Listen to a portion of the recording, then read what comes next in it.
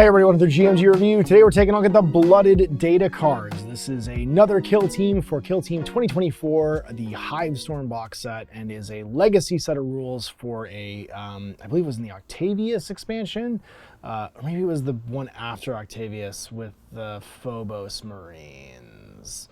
It was a later supplement to Kill Team for the previous edition than this one, the previous set of releases from this one, from the Beta Decima one, or the spaceship one.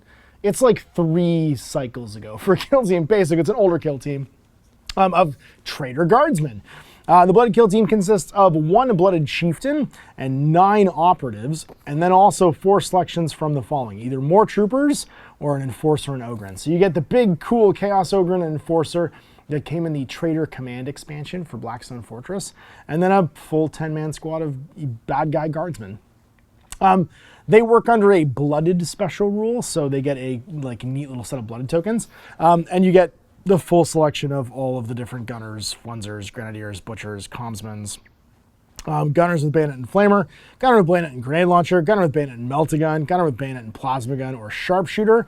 Now for those guys, you cannot select more than 3 of them. So the Gunners, Sharpshooters guys, you get a mix of 3 different guys. So you always get the Sharpshooter typically, and then get to pick between 2 of the 4 gun options. And then you can take more Troopers if you want, the Thug and Trench Trooper, or you can take the Enforcer and Ogryn. I would always use the cool Enforcer and Ogryn.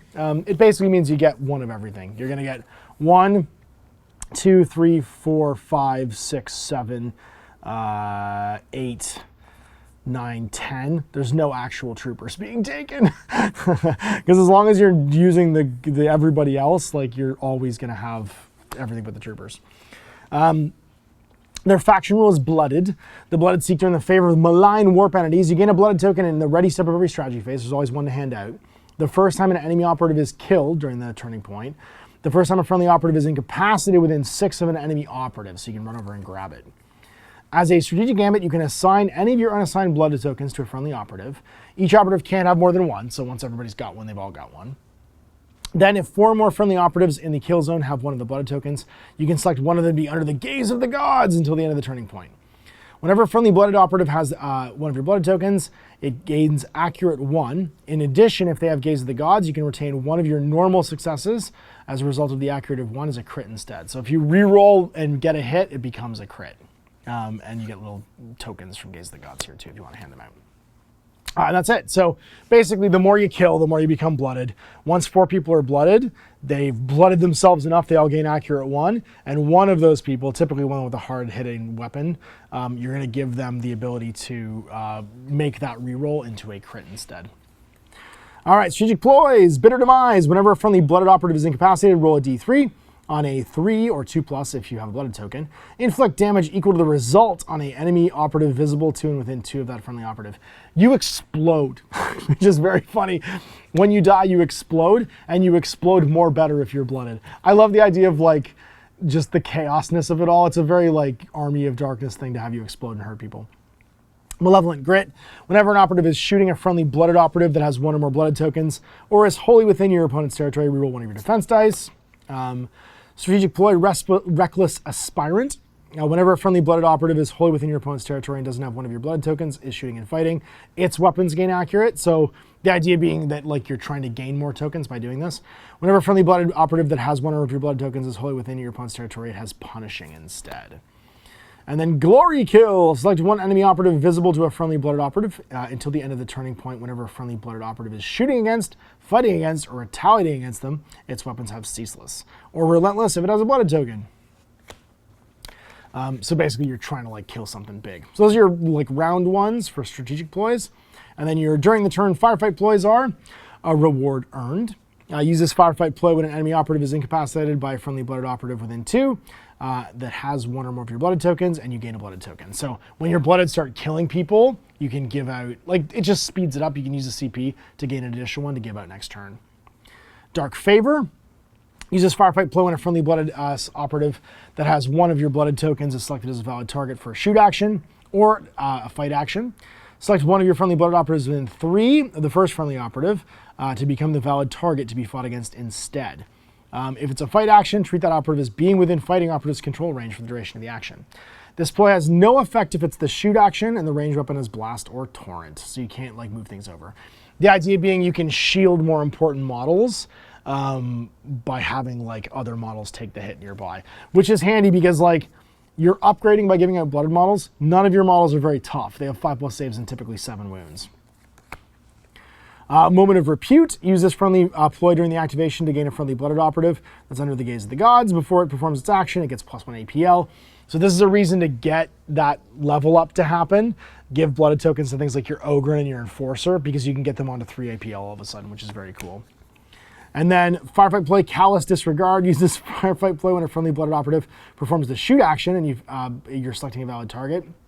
Having another friendly blooded operative within an enemy operative's control range doesn't prevent that from being selected. So you can shoot into combat. Until the end of the action, whenever you discard an attack dice as a fail, inflict damage equal to the dice result on one friendly operative of your choice within control range of the target. So you want to shoot weapons that hit pretty well because you could be like assigning 2s and 3 damages to the people that are in melee. But I do like that you can tie someone up in melee and just blast into the combat with them.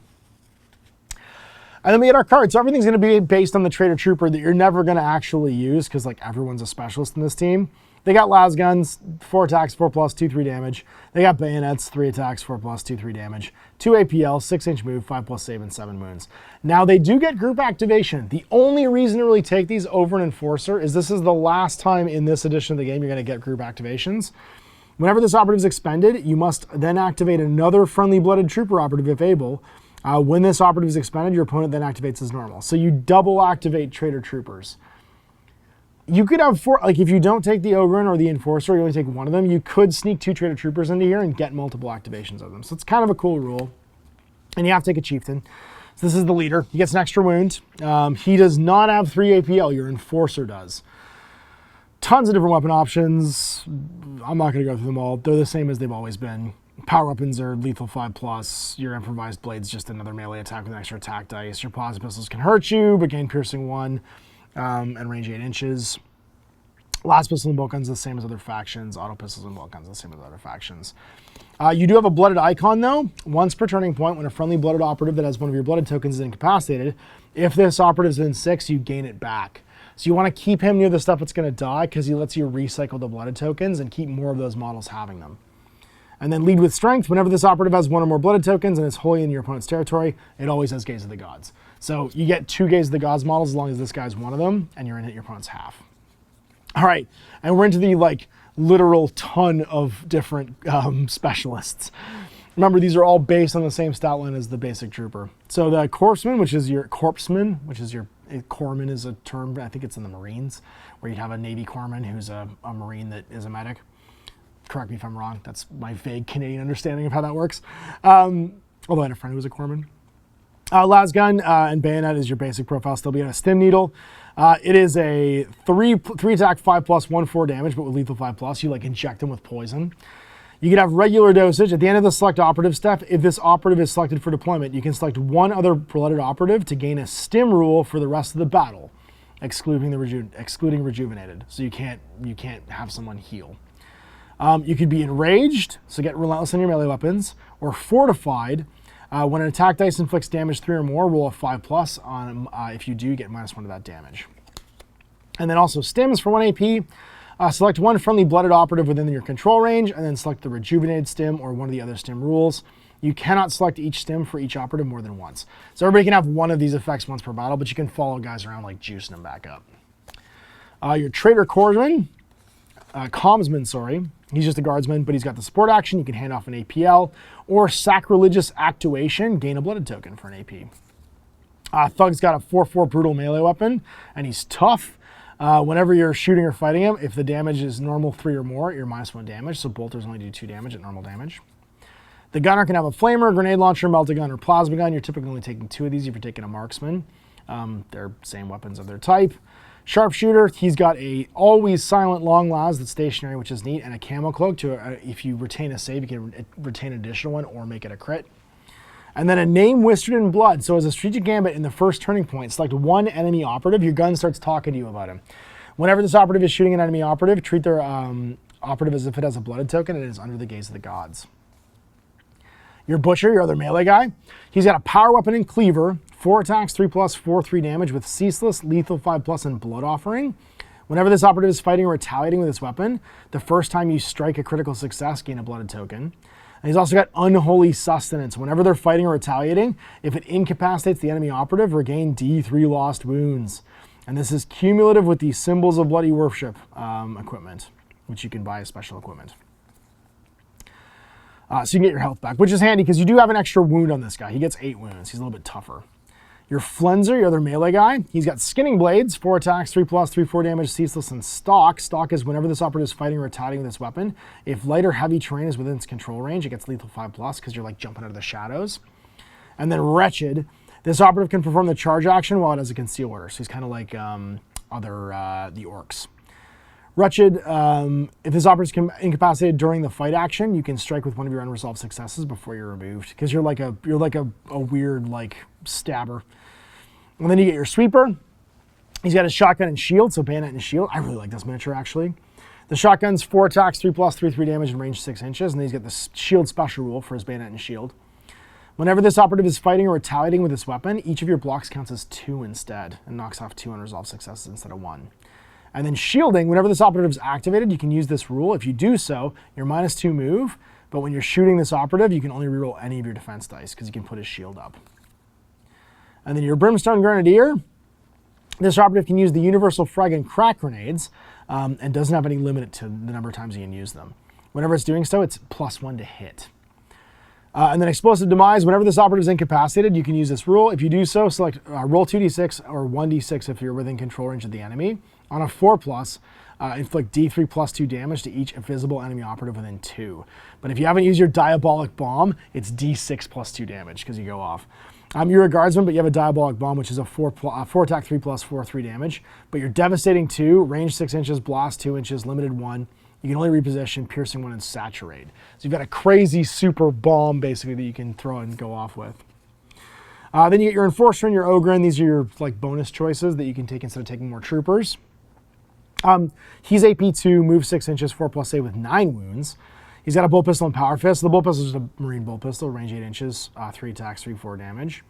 And then power fist is 4 attacks, 4+, 5/7 damage, and brutal, so it can only be blocked by crits.